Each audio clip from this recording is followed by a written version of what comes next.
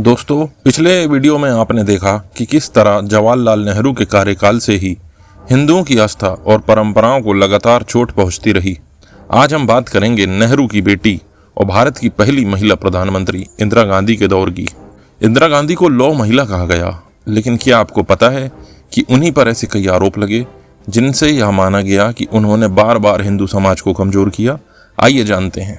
आपातकाल 1975 से 1977। 1975 में इंदिरा गांधी ने पूरे देश में आपातकाल लागू किया। संवैधानिक अधिकार खत्म कर दिए गए, विपक्षी नेताओं को जेल में डाल दिया गया। आरएसएस और जनसंघ जैसे हिंदू संगठनों पर सबसे पहले कार्रवाई की गई। लाखों कार्यकर्ताओं को जेल में डाला गया। कई महीनों तक यातनाएं दी गईं। यहाँ तक कि मंदिरों और धार्मिक सभाओं पर भी रोक लगा दी गई। सवाल उठता है, क्या इमरजेंसी सिर्फ सत्ता बचाने का साधन था या हिंदू संगठनों को कुचलने की योजना? दूसरा दमनकारी कार्य किया गया, मंदिरों पर सरकारी नियंत्रण और आय का दोहन। इंदिरा गांधी के समय में मंदिरों की आय और प्रशासन पर सरकारी नियंत्रण और मजबूत हुआ।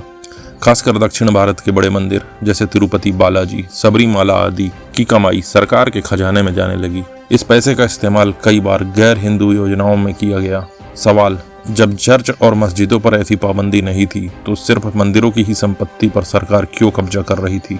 तीसरा दमनकारी कार्य था धार्मिक उत्सवों और परंपराओं को रूढ़िवादी कहना। इंदिरा गांधी ने कई मौकों पर कहा कि भारत को आधुनिक बनाना है और इसके लिए धार्मिक परंपराओं को पीछे छोड़ना होगा। उनके समय में हिंदू पर्व और त्योहारों को अक्सर सरकारी मोर्चों से पिछड़ी सोच बताकर छोटा किया गया, जबकि अल्पसंख्यक समाज की परंपराओं को संस्कृति कहकर बढ़ावा दिया गया। अगला कार्य था अयोध्या और राम जन्मभूमि आंदोलन की अनदेखी। 1970 के दशक में संत समाज ने बार बार अयोध्या में राम जन्मभूमि बनाने की मांग उठाई, लेकिन इंदिरा गांधी सरकार ने इस पर कभी ध्यान नहीं दिया। जब जब संत समाज आंदोलन करता, कांग्रेस सरकार उन्हें दबाने के लिए पुलिस बल का प्रयोग करती। नतीजा, हिंदू समाज में गुस्सा बढ़ा और यह आरोप पुख्ता हुआ कि कांग्रेस राम मंदिर के खिलाफ है। अगला कार्य था अल्पसंख्यक तुष्टीकरण की राजनीति। इंदिरा गांधी ने चुनाव जीतने के लिए अल्पसंख्यकों को खुश करने की रणनीति अपनाई। 1970 के दशक में कई राज्यों में मुस्लिम मतदाताओं को खुश करने के लिए विशेष योजनाएं शुरू की गईं, लेकिन हिंदुओं की सामाजिक समस्याओं को नजरअंदाज किया गया। यही कारण है कि उस दौर में कांग्रेस पर तुष्टीकरण का टैग लग गया। अगला दमनकारी कार्य था सिख दंगे और धार्मिक असहिष्णुता 1984।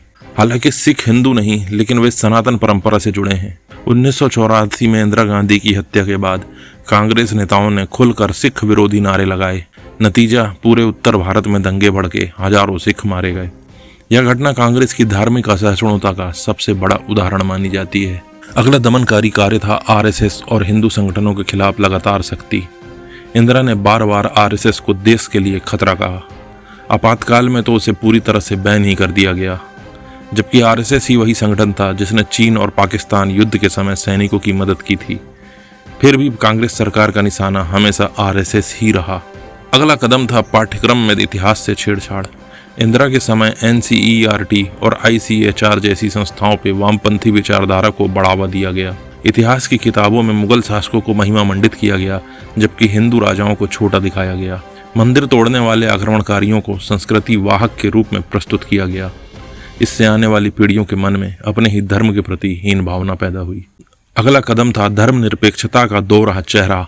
इंदिरा गांधी ने हर भाषण में सेकुलरिज्म की बात की, लेकिन इस सेकुलरिज्म का मतलब हमेशा यही रहा कि हिंदू परंपराओं को कमजोर करो और अल्पसंख्यकों को विशेष अधिकार दो। यही कारण है कि उस दौर में कांग्रेस के खिलाफ हिंदुओं का गुस्सा और बढ़ गया। तो दोस्तों, यह था इंदिरा गांधी के कार्यकाल का सच।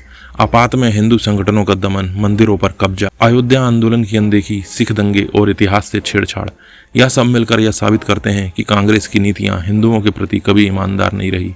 यानी नेहरू से जो सिलसिला शुरू हुआ था, कांग्रेस ने उसे और मजबूत किया। अब अगले भाग में हम चर्चा करेंगे राजीव गांधी और उनके कार्यकाल की, जिसमें साहिबानों की तुष्टीकरण की चरम सीमा और राम जन्मभूमि का राजनीतिक खेल शामिल है।